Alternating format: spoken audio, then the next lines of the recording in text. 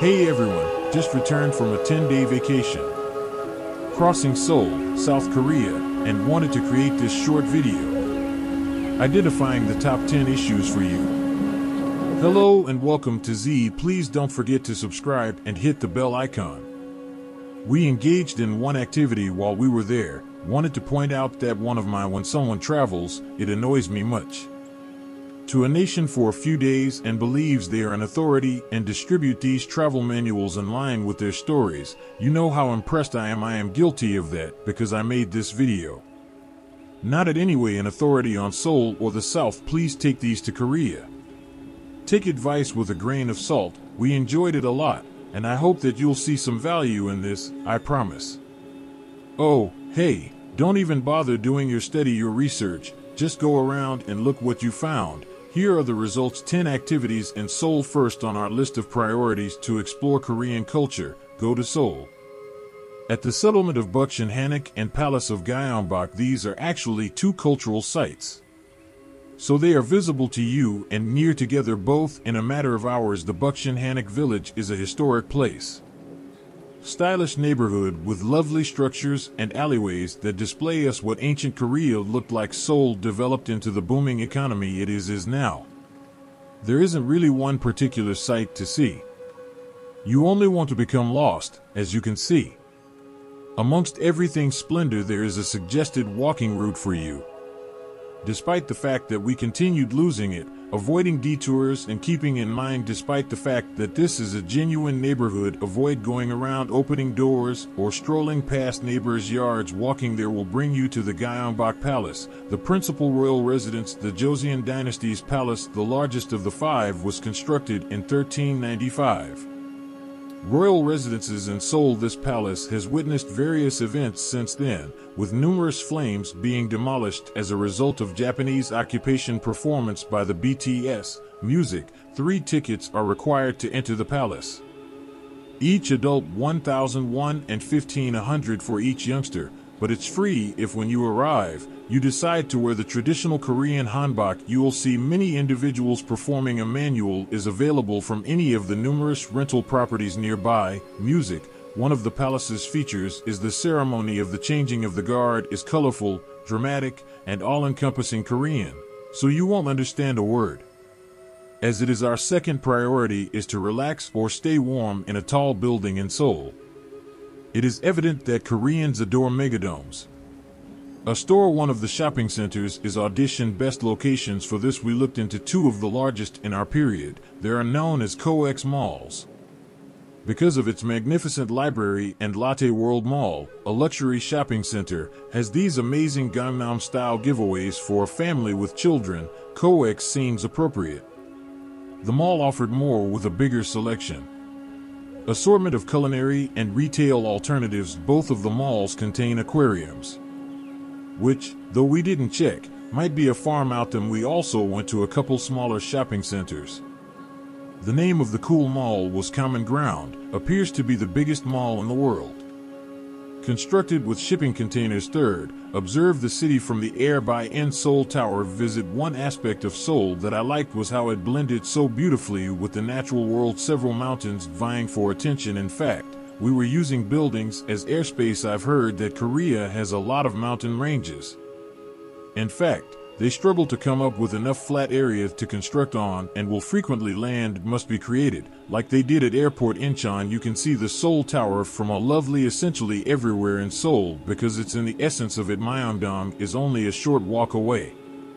Station from which a cable car can be accessed the mountain and taken the spectacular views. I'll be honest with you, views of the city, the mountain's peak had views that were comparable to the ones we obtained at the. If you want to climb to the top of the tower, saving money or having limited time, I suppose you may exclude the tower and simply take in the viewing areas throughout. The tower does have a beautiful mountain view.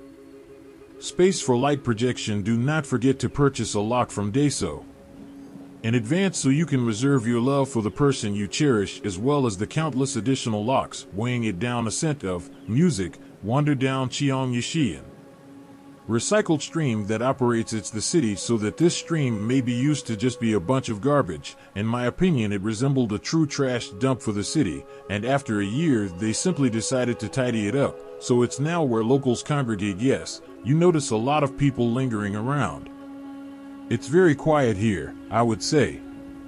A pleasant diversion from the insanity of the city as a result of being below street level. It is simple to forget you are in the middle of in the big city. There are many families and couples simply enjoying extreme days of the week. We advise leaving from Dongdaemun, where there are numerous markets and food, as well as the Dongdaemun architecture. I adored Plaza, a structure from the future. Exploring this stunning building, curves and colors that make us wish we could return at night to see it fully illuminated. I believe it serves some purposes.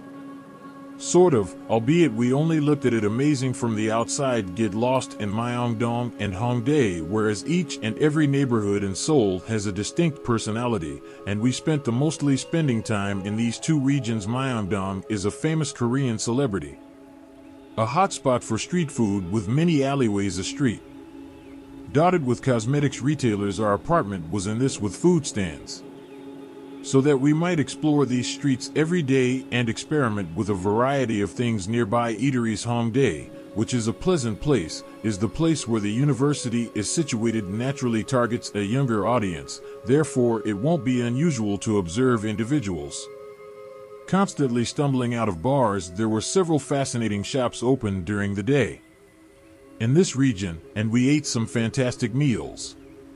Here I advise visiting one of these neighborhoods without any kind of actual plans, just exploring and observing how the residents live. Take a meal, make a purchase, then depart.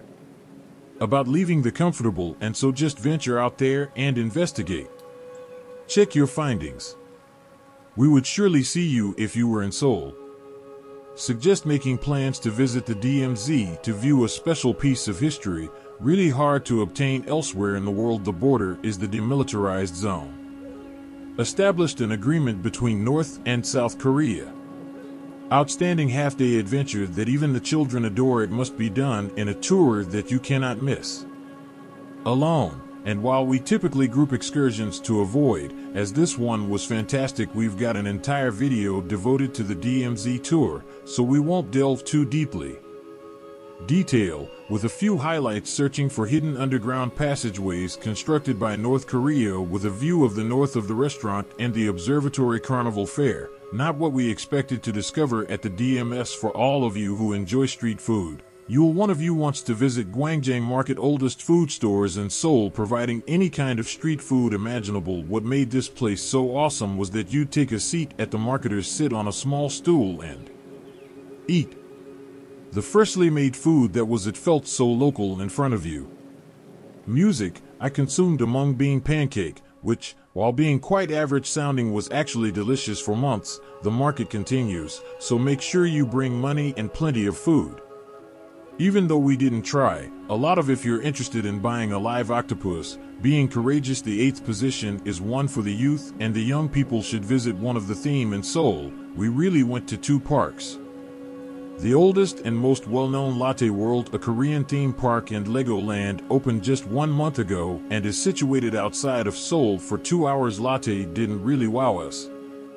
The globe was a little worn out and was busy, but we adored Legoland so much that complete films of both theme parks are available on, so we won't delve into them much more now. But a day at a theme park is good. Eat bingsu. If someone begged you to what the highlight of our trip was in Korea, we informed him, was consuming bingsu. Now, we have something here in Hawaii. Neatly shaved eyes are known as shave ice. Bingsu is topped in syrups and garnishes. What makes next level shave ice special? Not the same as Hawaiian shave ice or the ice in a typical snow cone, is that it is creamy, so I assume they freeze shave the sweetened milk after that to make when you consume it, it melts and evens out. Creamier. I continue to have a bingsu each day. We have from a chain known as Solbing and never attempted anywhere because we constantly wished for the same thing over again a second time. Honestly, 10 stars, for I would return simply to buy this Solbing bingsu. Our final task is to add a little extra effort. However, it's highly advised that is to travel to an alpaca farm. Our day in Korea stood out among all the others.